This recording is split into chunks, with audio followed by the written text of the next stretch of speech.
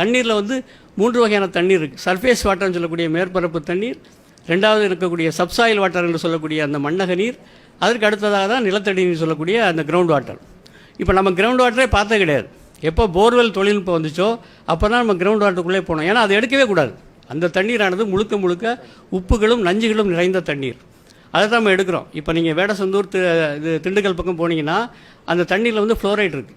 Fluoride நீங்கள் அந்த தண்ணீரை குடிச்சிங்கன்னா என்ன ஆகுனா பல்லு கருப்பாக மாறும். அப்புறம் நம்ம கால் வந்து இப்படி விளைஞ்சிரும், பெண்டாயிரும். இதெல்லாம் நமக்கு தெரியாது. அந்த அங்கே நீங்கள் மருத்துவ ஆய்வு செய்யும்பொழுது தான் அந்த உண்மைகள் தெரிய வருது. இப்படி ஒரு இடத்துலையும் நமக்கு நிலத்தடி நீருக்குள்ளே போய் அந்த தண்ணீர் எடுக்கும் பொழுது, ஏன்னா அது பல நூற்றாண்டுகளுக்கு முன்னாடி, ஆயிரக்கணக்கான ஆண்டுகளுக்கு முன்னாகவே உலகம் தோன்றிய பொழுது அது போய் உள்ளே உட்காந்துருக்கு. அந்த தண்ணீரை வந்து யாருக்கு பயன்படும்னா கிட்டத்தட்ட சூழலியலுக்கு சம்மந்தப்பட்ட நீர். அதை நம்ம பயன்படுத்தவே கூடாது.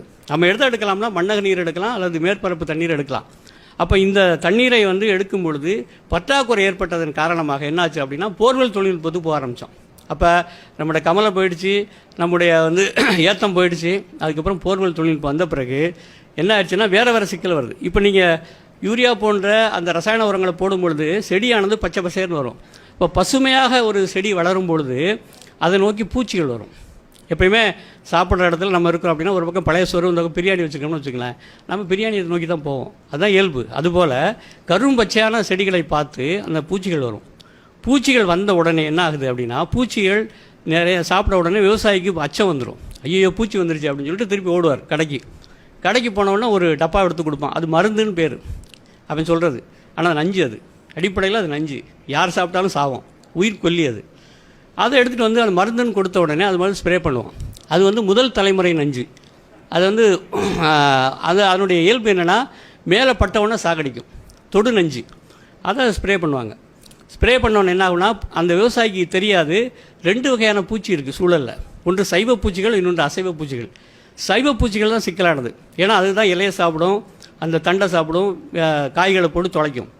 ஆனால் அசைவ பூச்சிகள் என்ன பண்ணும்னா பூச்சிகளை பிடிச்சி தான் சாப்பிடும். குளவிகள் இருக்குது, எக்கச்சக்கமான குளவிகள், ஆயிரக்கணக்கான குளவிகள் இருக்குது.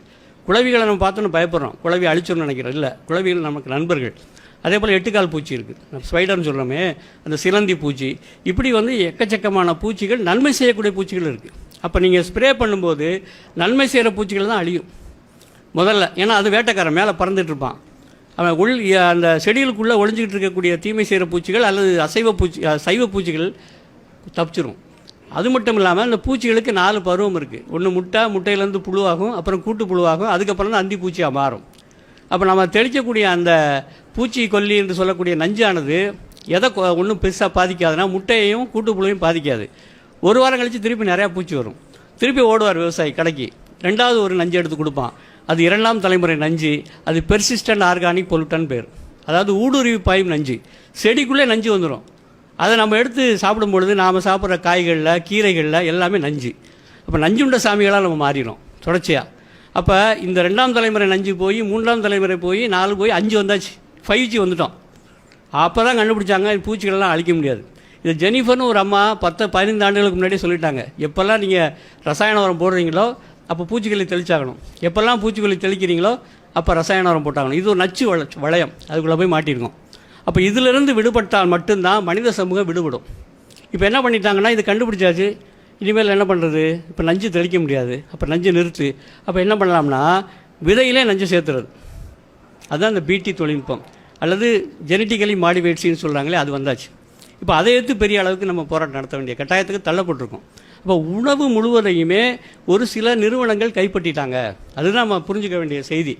அப்போ இந்த நிறுவனங்கள் கையில் போகும்போது ஒரு நாட்டினுடைய உணவு உற்பத்தி முறையை தீர்மானிக்கக்கூடிய ஆற்றல் பெற்றாங்க. அப்போ இதுக்கு மிகச்சிறந்த எடுத்துக்காட்டு இலங்கை தான். இலங்கையில் போனீங்கன்னா, நான் சென்ற வாரம் போயிருந்தேன். ஒரு 15 நாட்களுக்கு முன்னாடி அவங்க அந்த ஒரு பயிற்சி கொடுக்குறாங்க அந்த விவசாயிகளுக்கு தற்சார்பு வேளாண்மை எப்படி பண்ணணுன்றது. அவங்க பார்த்தீங்கன்னா ஒரு தேநீர் 200 ரூபாய்க்கு விற்கிறான். ஒரு கிலோ அரிசி வந்து அங்கே 290 ரூபா 300 ரூபா போகுது. மிகப்பெரிய கொடுமை. இன்னொன்று பார்த்தீங்கன்னா பெரிய வேடிக்கை, இப்போ ராமநாதபுரத்தில் 600லேருந்து 700 மில்லிமீட்டர் மழை, ஆனால் இலங்கையில் வந்து 3000 மில்லிமீட்டர் மழை கிடைக்குது.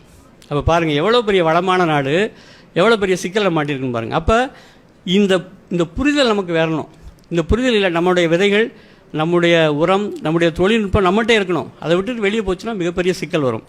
அதனால தான் நம்ம சொல்கிறோம். இது அப்படி பார்த்தீங்கன்னா கூட நம்முடைய முறை என்பது, வேளாண்மை முறை என்பது உலகத்துக்கே மிக சிறந்த முறை. பார்த்தீங்கன்னா உலகத்தில் எங்கேயுமே இல்லாத ஒரு மிகப்பெரிய அறிவு மரபு நமக்கு இருக்குது, தமிழர்களுக்கு உண்டு.